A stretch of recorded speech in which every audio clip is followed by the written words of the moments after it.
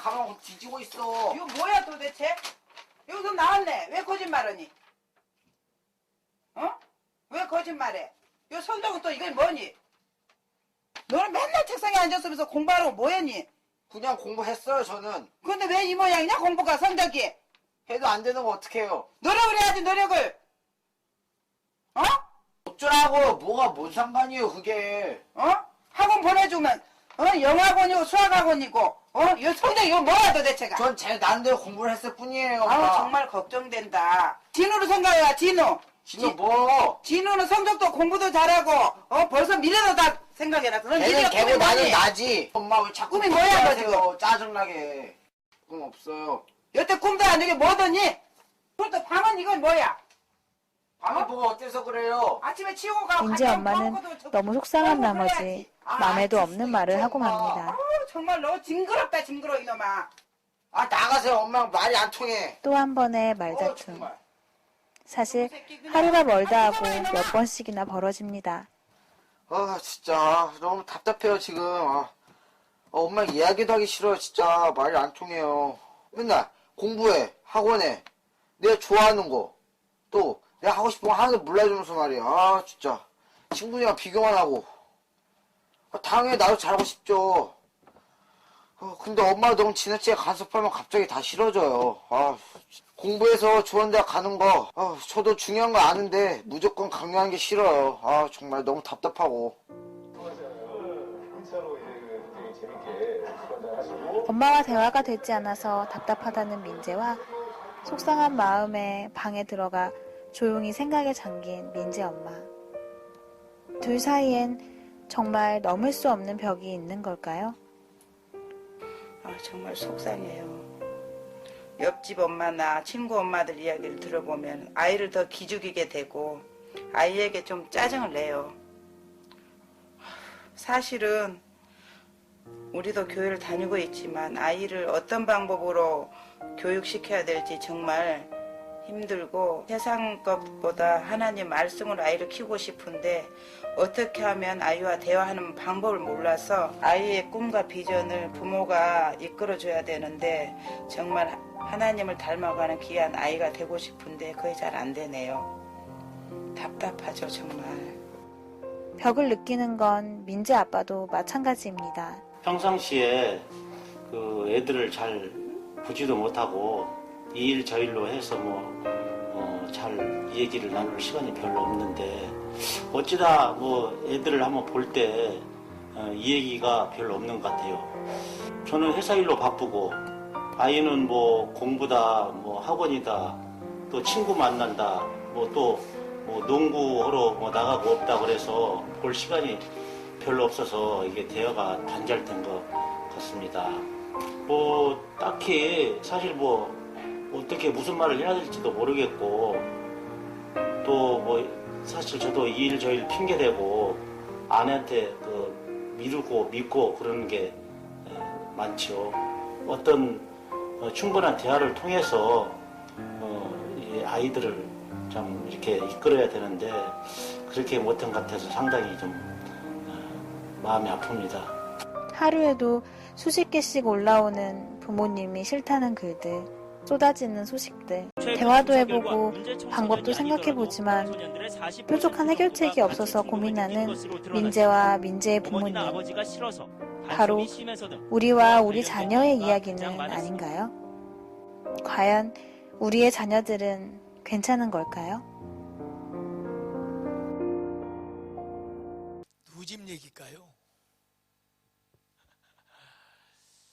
물론 지금 저 영상을 보시면서 이미 연세들이 드시고 또 그런 우리 부모님들은 아마 손자 손녀들 생각하실 것이고 또 지금 저 입장에 계시는 부모님들도 많이 계실 것이고 사실 그 누구 집의 이야기라고 우리가 말하기가 힘듭니다. 현대를 살아가는 모든 사람들의 가정의 현실적인 문제입니다. 우리 모두가 겪고 우리 모두가 고민하고 우리 모두가 함께 풀어가야 될 그런 가정의 모습입니다. 그런가 하면 오늘 초등학교 1학년 아이 우리 소희가 갑작스럽게 나와서 목사님이 성경을 한번 읽어봐라 시켜서 겁도 먹고 또 떨리기도 하는 마음으로 그렇게 얼버불벌하게 읽었던 그 하나님의 말씀 2절을 보면 누가복음 2장 40절 말씀에는 아이가 자라면서 강건하여지고 그리고 지혜가 충만하여지고 하나님의 은혜가 그 위에 있더라. 할렐루야. 또 오늘 52절 마지막 절을 보면 예수는 키와 지혜가 자라나면서 하나님과 사람들 앞에 더 사랑을 받아가더라. 할렐루야. 부모라고 한다면 어린 자녀들을 양육하고 그리고 이미 또 연세가 드셔서 자녀들을 출가시켜서 이제 공부하고 있는 학생들, 손자, 손녀들을 둔 그런 어른들이시라면 모두가 다 바라는 마음, 정말로 우리 자녀가, 우리 손자, 손녀가 자랄수록 건강해지고 지혜가 충만해지고 하나님의 은혜가 그 위에 넘치고 사람들과 하나님 앞에 더 많이 사랑받는 그런 아이로 자라났으면 좋겠다. 이런 마음 없는 부모 없을 것입니다. 모두가 다 바라는 꿈이고 기도고 기도하는 바입니다. 사랑하는 여러분, 부모라고 하는 이름을 우리 몸에 짊어진 이상은 이 길을 피해 갈 수가 없습니다. 내려놓고 싶다고 내려놓을 수도 없는 것이고 돌아가고 싶다고 돌아갈 수도 없는 것이 바로 부모라고 하는 이름입니다. 그 무거운 사명감, 부담감, 이 아이를 어떻게 잘 키워서 정말 가문의 영광이 되고 하나님 앞에 영광 돌리고 복받는 자녀로 자라가게 만들까? 우리 모두의 마음이고 우리 모두의 기도입니다. 오늘 남아있는 짧은 시간에 이 문제를 다 해결할 수는 없지만 그래도 오늘 하나님께서 저와 여러분에게 확실한 말씀을 통하여 답을 주게 될 줄로 믿습니다. 그 답을 우리는 어디서 얻을 수가 있느냐 그러면 오늘 말씀 속에 나와 있는 주인공이 예수님이었습니다. 예수님의 어린 젖먹이 시절의 이야기이고 예수님의 12살 시절의 얘기입니다. 아이가 자라면서 더 강건하여지고 지혜가 충만하고 하나님의 은혜가 그 위에 넘치더라. 12살이 돼서는 예수가 키와 지혜가 자랄 뿐만 아니라 하나님 앞과 그리고 많은 사람들 앞에 사랑을 더욱더 받아가더라. 이 예수를 양육하고 키운 부모가 누굽니까? 우리가 잘 아는 마리아와 요셉이지요. 그럼 어떻게 하면 우리도 예수님과 같이 우리의 아이들을 그렇게 양육할 수 있고 그 귀한 복을 누리게 만들 수 있을까? 이 답을 얻으려면 우리는 그 예수를 양육한, 그 예수를 키워낸 마리아와 요셉에게로부터 그 사실을 알아낼 수가 있다는 것입니다. 그러면 도대체 요셉과 마리아는 뭘 어떻게 했길래 예수님을 그렇게 잘 정말로 하나님의 은혜가 넘치게 만들고 그리고 사람들과 하나님 앞에 사랑받을 수 있도록 그렇게 양육하고 키워냈느냐? 답을 받으시기를 축복합니다. 여러분의 문제가 해결되기를 축복합니다. 갈등과 그리고 고민과 그리고 힘든 여러분의 부담감이 오늘 하나님의 말씀을 통해서 발견되어지고 해결받는 축복의 시간이 되기를 축원합니다. 그 첫 번째 답은 다른 데 있는 것이 아니라 여기에 있습니다. 아기 예수를 바라볼 때, 아이 예수를 바라볼 때 이 마리아와 요셉은 특별한 관점에서 바라본 거예요. 아이를 바라보는 시선이 일반적이지 아니었다는 거예요. 무슨 말이냐 그러면 여러분이 잘 알고 계시잖아요. 우리 예수님이 이 땅에 오실 때 그때 요셉과 마리아는 결혼을 하지 않았고 함께 가정에 살면서 동침하지 않았습니다. 그런데 그런 마리아에게 하나님께서 이 예수 그리스도를 잉태시켜 주신 것입니다. 그리고 그를 출산하게 만들고 그 가정에 예수를 양육하게 만드신 것입니다. 그러므로 사랑하는 여러분, 이 요셉과 마리아의 생각과 그리고 이 아기 예수를 바라보는 시선과 관점은 우리하고는 달랐다는 거예요. 그것이 뭐냐 그러면 이 아이 예수는 하나님께로부터 온 선물이라는 거예요. 하나님께서 우리 가정을 택하여서 보내주셨다는 것입니다. 오늘 영적인 센스가 있기를 주의 이름으로 축복합니다. 여기서 여러분들이 답을 찾지 못하면 죄송합니다. 여러분이 여러분의 자녀를 양육하는 일에 별로 소망이 없습니다. 여러분은 여전히 지칠 것이고 여러분은 여전히 오늘 그림에서 봤던 것처럼 그 가정과 같이 아이와 공부 문제로, 아이가 성공하는 문제로, 세상에서 잘 되는 그 문제를 놓고 다투고 싸우고 갈등하며 살아가게 될 것입니다. 사랑하는 베델교회 성도 여러분, 여러분들이 여러분들의 손자 손녀를 바라보는 관점, 여러분이 여러분의 어린 자녀를 바라보는 시선이 달라져야 됩니다. 마리아와 요셉은 내 가정에 우리에게 하나님께서 특별하게 이 예수를 보내주셨다. 이 예수는 하나님께서 보내주신 우리 가정의 선물이다. 이 예수는 하나님께서 우리 가정에 맡긴 축복의 사람이다. 할렐루야. 여러분의 모든 자녀가 여러분들이 바라볼 때 그렇게 되기를 주의 이름으로 축복합니다. 여러분들이 결혼을 하지 않고서 요셉은 목사님, 마리아는 결혼도 하지 않았는데 특별하게 준 자녀잖아요. 사랑하는 여러분, 어느 가정이 어느 누가 내 자녀, 내 새끼를 특별하게 보지 않는 자녀, 부모가 누가 있습니까? 수만 명의 자녀들이, 어린아이들이 오늘 여기 앉아있다 할지라도 그 속에서 가장 크게 눈에 띄고 가장 눈에 걸리고 가장 바라보게 되는 것은 내 아이가 보이게 될 줄로 믿습니다. 모두에게 특별한 거예요. 그 어떤 수천만의 아이들보다도 나를 통해서 내 가정에 보내준 내 자녀는 귀하게 보이는 거예요. 특별한 거예요, 여러분. 오늘 우리 모든 부모들이 정말로 자녀를 양육하는 데 있어서 반드시 가져야 될 시선, 그 관점은 하나님께서 우리 부부를 통해서 우리 가정에 이 아이를 보내주셨습니다.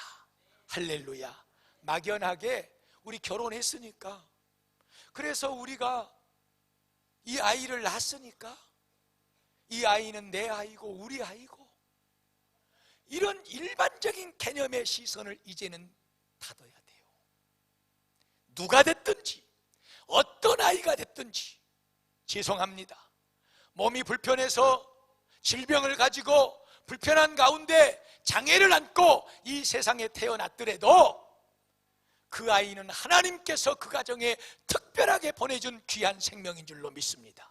그것을 그렇게 받아들이고 그 아이를 그런 관점에서 바라보고, 아무리 큰 불편함을 가지고 두 다리가 없고 심지어는 사지가 다 없어도 하나님께서 이 아이를 우리 가정에 보내주셨습니다 하고 그 믿음으로 그 아이를 하나님의 선물로 받아들이고 하나님의 은혜로 받아들이고 양육하고 키운 부모들의 자녀들은 이 세상에 전부 다 특별한 인생을 살아가고 있음을 보게 됩니다.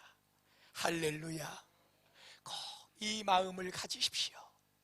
하나님께서 보내주셨습니다. 하나님께서 한 명이 됐든 두 명이 됐든 네 명이 됐든 하나님이 우리 부부 사이에 우리 자녀를 보내주신 것입니다. 그래서 귀한 거예요. 그래서 내 절대적으로 더 이상 내 소유가 아닌 거예요. 최소한 물질에 있어서 우리 인생의 모든 부분에 있어서 하나님께서 나에게 모든 것을 맡겨주셨다. 그런데 왜 그 가운데 내 자녀를 하나님께서 나에게 맡겨주시고 잘 양육하라고 사명을 주셨다는 이 청지기의 의식은 여러분 버리시나요? 내 자녀를 바라보는 시선, 이 관점을 바꾸시면 여러분의 자녀를 양육하는데 훨씬 달라지게 됩니다. 기도하게 됩니다. 하나님의 입장에서 자녀를 사랑하게 됩니다. 하나님이 주셨으니 하나님께서 이 문제를 해결해 주세요. 하나님 나에게 잘 양육할 수 있도록 모든 지혜와 능력과 힘을 더하여 주시옵소서. 다 하나님께로부터 받은 바, 하나님께 맡기고 의탁하고 구하고 하나님의 은혜로 키워가게 될 줄로 믿습니다. 그러므로 오늘 40절이나 52절에 하나님의 은혜가 그 위에 임하는 거예요. 내가 낳았으니까, 내 자녀니까, 내 소유니까 내가 이렇게 하고 내가 저렇게 해서 이렇게 저렇게 성공의 그 가도를 달리게 만들어야 되겠다. 그러니까 갈등이 일어나는 거예요. 이 첫 번째 문제가 여러분에게 은혜로 다가가기를 축복합니다. 늘 자녀를 바라볼 때 하나님께서 주셨다. 하나님의 귀한 선물이다. 그러므로 하나님께서 책임져 주신다. 내가 할 일은 하나님께 잘 양육할 수 있는 지혜를 구하고 능력을 구하고 힘을 구하는 것이다. 여기서 그리스도인들의 자녀 양육은 시작되는 줄로 믿습니다. 절대로 이것을 버리지 마세요. 이 안경을 잘 쓰세요. 이제 앞으로 여러분들의 자녀는 뭘로 보여야 되느냐? 내 자녀가 아니라 하나님께서 우리 가정에 보내주신 귀한 생명, 귀한 선물. 여러분, 그럴 때 자녀와 여러분들의 사이는 참으로 아름답고 복된 관계, 그리고 여러분이 원하는 그 모든 하나님의 은혜가 그 위에 임하는 축복을 누리게 될 줄로 믿습니다. 두 번째, 그렇게 자녀를 잘 양육하고 키웠던 요셉과 마리아에게서 우리가 배울 수 있는 것인데, 그것은 뭐냐 그러면, 이 요셉과 마리아는 누가복음 2장을 쫙 읽다 보면 난 지 8일 만에 예수를 할례를 받게 만들었고, 21절의 말씀이에요. 22절에 가면 예수님께서 난 지 40일이 됐습니다. 이 40일이 되면 모세의 율법의 율례에 자녀를 출산한 그 여인을 부정하다고 그랬거든요. 그래서 정결애식을 하기 위해서 40일이 되는 날 여인은, 부모는 하나님 앞에 나와서 정결애식을 해요. 그런데 그때 부자들은 양을 잡습니다. 내가 가난해 양을 잡을 형편이 못 돼. 그럴 때는 산비둘기나 집비둘기를 잡습니다. 한 쌍을. 그런데 오늘 누가복음 2장 성경을 보니까 여기 요셉과 마리아는 요셉을 낳은 지 40일이 지나서 그 정결애식을 드리기 위해 제사를 드리기 성전에 갔을 때 양을 가지고 가지 않았어요. 산비둘기나 집비둘기를 가지고 정결애식의 예배를 드리러 갔다 그랬어요. 그 말은 한마디로 예수님을 양육하는 요셉과 마리아 가정은 그렇게 부요하지 않았다는 것입니다. 그리고 예수님께서 12살이 될 때에 6월절 예루살렘 6월절 애식을 위해서 올라갑니다. 이런 말씀들을 쭉 살펴볼 때 요셉과 마리아는 그 어린 아이 예수 앞에서 절대적인 신앙을 지키면서 믿음의 본을 보이면서 그렇게 살아왔다는 것을 분명하고 확실하게 볼 수가 있습니다. 사랑하는 여러분, 여러분의 자녀들을 양육할 때에 우리가 많은 것을 생각할 수 있고, 그리고 그들에게 그것을 바랄 수가 있습니다. 그러나 우리 예수 믿는 사람 그리스도인 부모들은 가장 그 어떤 것보다도 앞서야 될 것인데 그것은 믿음의 본을 보이는 것인 줄로 믿습니다. 왜 이렇게 요셉과 마리아는 어린아이 예수를 건강하게 키웠고 그리고 또 지혜가 충만하게 키웠고 그 하나님의 은혜가 넘치게 만들었고 그리고 많은 사람들에게 사랑을 받을 수 있도록 그렇게 양육을 했을까? 우리 모두의 기도고 바람인데 어떻게 그렇게 할 수 있었을까요? 철저하게 하나님 앞에 지켜드릴 것을 드리면서 믿음의 본을 보이면서 하나님을 예배하는 참된 예배자의 모습으로 그들이 믿음의 길을 걸어갔을 때에 그 부모의 발걸음을 바라보고 그 뒤를 따라오는 예수님도 부모와 같이 철저하게 믿음의 길을 걸어오게 된 줄로 믿습니다. 할렐루야. 여기에 우리 성도들의 난해함이 많이 있지요. 자녀를 양육하는데 참 많은 열정을 쏟습니다. 예, 학원에도 많이 보내고 또 이런저런 가르침을 많이 하고 정말로 많은 시간을 투자해서 자녀들을 양육하는데 힘을 쏟습니다. 사랑하는 베델교회 성도 여러분, 복은 하늘의 하나님께로부터 오는 줄로 믿습니다. 그것을 믿으신다면 여러분 가장 앞세워 본을 보여야 될 것은 하나님을 믿는 믿음의 본을 보여주셔야 됩니다. 그것이 돈을 100만 원을 주고 200만 원을 주고 특별 과외를 시키는 것보다도 하나님의 은혜가 그 위에 임하니 하나님 앞에 사랑을 받으니 그 아이는 절대적으로 하나님께서 책임을 져주시는 아이가 될 줄로 믿습니다. 이 하나님의 말씀을 믿으십시오. 오늘 요셉과 마리아는 그렇게 어린 자녀 예수를 양육을 했다는 것입니다. 철저한 예배자가 되십시오. 기도하는 부모가 되십시오. 하나님의 말씀을 펼치는 부모가 되십시오. 믿음의 본을 보이십시오. 이럴 때는 이렇게 가는 것이라고 여러분 앞서 가는 그 발걸음이 진정한 믿음의 본이 되시기를 바랍니다. 왜 가정에 문제가 없나요? 왜 어려움이 없나요? 가난이 있고요, 질병이 있고요, 여러 가지 많은 문제들이 드러나는 것이 우리의 가정사입니다. 그럴 때 부모가 보여주는 믿음의 본이 무엇입니까? 우리의 본은 무엇입니까? 이렇게 어려움을 당하고 아빠가 사업에 실패하고 우리가 가난해지면은 이렇게 엄마 아빠가 서로 얼굴도 안 보고 서로 싸우고 다투고 집안에서 큰 소리가 나고 이렇게 사는 것이로구나 하고 여러분들의 뒤를 바라보고 따라오는 손자 손녀에게 여러분의 자식들에게 그것을 그대로 보여주는 그것이 본이 되지 않기를 주의 이름으로 축복합니다. 아빠가 사업을 망하고 직장을 잃고 우리 가정에 수입이 없어서 어렵고 힘들지만 그럴수록 엄마 아빠는 더 손을 잡아주고 예배당에 나가서 기도하고 우리를 불러 모아놓고 그런 형편을 설명해주고 하나님의 말씀을 읽어주고 서로 손을 잡고 기도해주고 하나님의 은혜가 우리의 가정에 있단다. 하나님이 책임져 주실 것이란다. 하나님께 모든 것을 맡기고 하나님의 은혜를 구하며 살아가는 이 가정의 믿음의 본을 바라보고 그 발걸음을 한 발짝 한 발짝 따라온 우리의 자녀들이라면 그 위에 하나님의 은혜가 임하지 않을 수가 없습니다. 그 위에 하나님의 사랑과 모든 사람들의 사랑이 임하지 않을 수가 없습니다. 믿음의 본을 보이십시오. 예배를 중심하고 사십시오. 가정에서도 하나님의 말씀과 기도와 찬송으로 본을 보이십시오. 믿음과 소망과 사랑, 그 중에 제일은 사랑이라고 말씀하신 그 사랑으로 부부간의 본을 보이십시오. 자녀들이 그 본을 따라서 걸어오게 될 것입니다. 마지막 세 번째, 요셉과 마리아는 어떻게 그렇게 어린 아이 예수님을 잘 기를 수가 있었는가?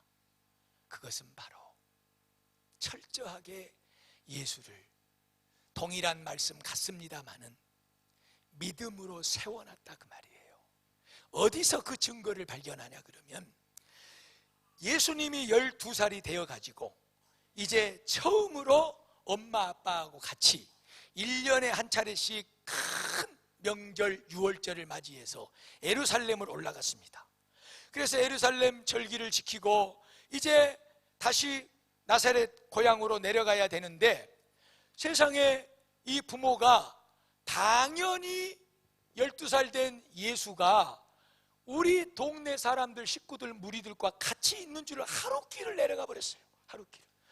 근데 그때서 찾아보니까 예수가 동행하고 있지 않는 거예요. 그래서 거기서 하루 내내 찾다가 없으니까 다시 예루살렘으로 또 올라가서 하루 내내. 그래서 3일이 돼서 만났는데 그 장소가 어디냐 그러면 예루살렘 성전이었어. 어쩌다가 여기 있냐, 엄마 아빠가 얼마나 찾고 힘들었는지 모른다 하고 걱정하며 말하는 이 부모 앞에 12살 예수가 한 말은, 어머니 아버지 왜 나를 다른 데서 찾으셨습니까? 나는 어머니 아버지의 가르침 그대로 하나님의 성전에 있었습니다. 왜 나를 잃어버리셨으면 우리 아들 예수가 성전에 있을 거야 하고 곧바로 그리로 오시지, 딴 데 가서 친척에게 찾고 여기저기 돌아가 찾으면서 그렇게 힘을 쏟으셨습니까? 내가 성전에 있을 줄 알지 못했습니까? 이렇게 예수는 대답을 했어요. 12살짜리 소년 예수에게서 나온 이 말은 철저하게 하나님 앞에 믿음으로 붙들려 있는 이 모습을 보게 됩니다. 할렐루야. 성도 여러분, 믿음을 심어 주십시오. 예수밖에 없다고 말하십시오. 하나님이 네 인생을 책임져 줄 것이라고 말하십시오. 그리고 그 아이에게 축복해 주십시오. 여러분의 손자가 됐든 손녀가 됐든, 그리고 양육하는 어린 자녀가 됐든 반드시 하나님이 우리 인생의 주인이시고, 그렇기 때문에 우리는 하나님을 섬기는 것이고, 그 섬기는 하나님이 너의 인생을 축복해 주고 영광을 받으시고 책임져 주실 것이야. 어렸을 적부터 심어 주십시오. 그렇기 때문에 예수는 그 어려운 상황 속에서 다른 곳으로 가지 않고 성전에 머물러 그 성전의 훌륭한 사람들과 함께 대화를 하면서 거기서 부모를 기다렸고 부모를 만났습니다. 제가 이번에 가정마다 이제 하루 저녁씩 8시가 되면 다 이렇게 오셔가지고 기도를 하거든요. 가만히 내려와서 이제 창가에서 이렇게 한번 들여다보고 가요. 참 너무나 아름다워요, 그 모습이. 거기 이제 기도문을 다 적어놓고 가셔. 남들은 보지 않습니다. 여러분, 목사만 볼 것입니다. 걱정하지 마시고 여러분의 기도를 마음껏 적으시면 돼요. 그 기도의 내용 안에는요, 다른 것 없어. 다른 것.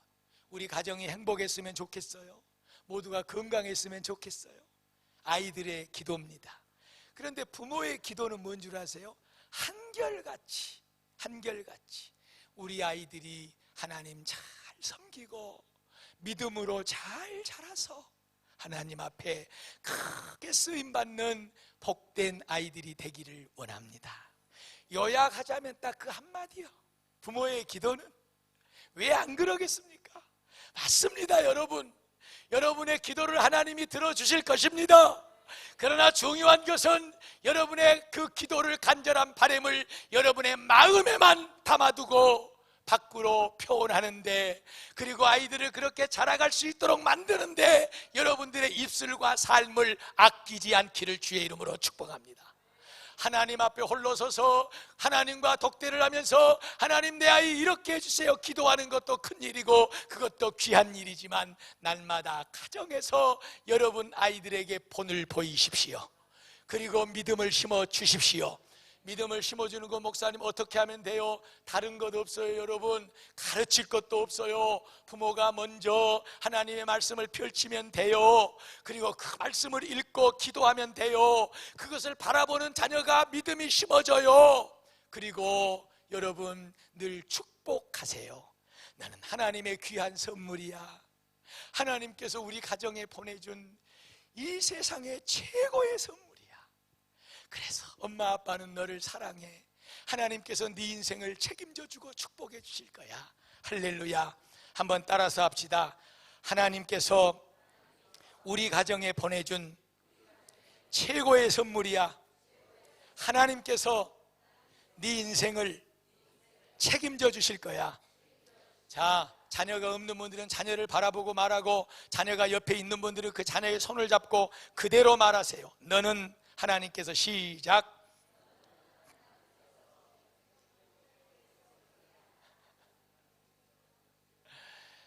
참 쑥스럽구만. 예. 너무너무 여러분 귀한 하나님의 은혜입니다. 마지막으로 말씀드릴게요. 가만 생각해 보세요. 내가 내 아이에게 하루 중에 어떤 말을 많이 하는가? 답이 딱 나와 있습니다. 답이 딱 나와 있어요. 하나님의 이름을 들려주세요. 하나님이 너를 사랑한다는 말을 들려주세요. 하나님이 너를 축복하고 너 인생을 책임져 준다는 말을 들려주세요. 하루에 한 번 이상 들려주세요. 믿음이 심어지는 것입니다. 여러분의 품을 떠난 여러분의 자녀들이 될 것입니다. 날개를 달고 여러분의 품을 홀홀 날라 세상 가운데로 들어갔을 때 여러분이 심어놨던 그 믿음의 말들이 자녀들의 삶 가운데서 그대로 열매 맺게 될 줄로 믿습니다. 이 말만 하고 마칠게요. 자랑으로는 듣지 마세요. 자랑으로는. 제가 우리 딸아이가 이번에 생애 첫 음반을 냈습니다. 그래서 각 음원 사이트 인터넷에 다 음원이 올라가 있고, 이제 5월 말에 CD하고 USB 음반이 이제 나오게 됩니다. 그 음악을 제가 다 듣고, 그리고 우리 집사람한테 한마디를 했습니다. 아빠의 입장에서. 그랬더니 우리 집사람이, 여보, 그걸 가지고 있지 마. 나한테 얘기하지 마. 아들한테 얘기하고 딸한테 얘기해. 지금 저는 제 얘기를 하고 있는 것입니다, 여러분. 제가 자녀를 양육할 때 잘못 양육했어요. 목사인데도 기도만 했어요. 왜 표현을 못했을까? 왜 말하지 못했을까? 아들아, 네가 작사 작곡한 곡의 멜로디가, 네가 쓴 가사가 정말로 아름답다. 딸아, 네가 부른 노래가 정말로 하나님께서 기뻐 받으실 것이다. 여보, 나에게 하지 말고 아이들에게 그 말을 해주세요. 우리 집사람이 저에게 그래요. 그래서 제가 말로도 또 못했어. 그러고 이거 누르는 것으로 말하려고 전화를 걸었더니 안 받더라고. 그래서 휴대폰에 문자에다가 그대로 방금 말한 내용을 써서, 정말 우리 아들, 딸 최고다. 하나님께서 너희들의 앞길을 책임져 주실 거야. 여러분들에게 했던 말 그대로 축복하고, 제 입장을 바라볼 때 너무나도 아이들을 축복하지 못했어요. 손자, 손녀들, 지금이라도 늦지 않았습니다. 여러분의 자녀들 많이 많이 축복하시기를 바랍니다.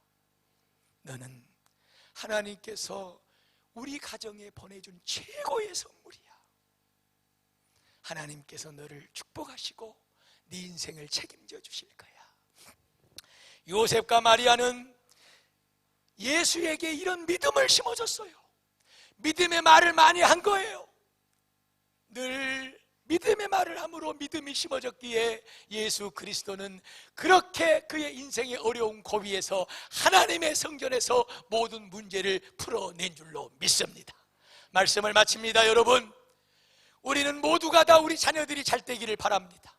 어떻게 하면 잘 키울 수 있을까요? 시선을 바꿔야 됩니다. 하나님이 보내준 자녀입니다. 귀하게 여기십시오. 그리고 믿음의 본을 보이십시오. 그리고 늘 믿음을 심어 주십시오. 축복의 말로 심어 주십시오. 말씀의 씨앗이 되어 열매 맺는 복된 날들이 저와 여러분의 삶 앞에 다가오게 될 줄로 믿습니다.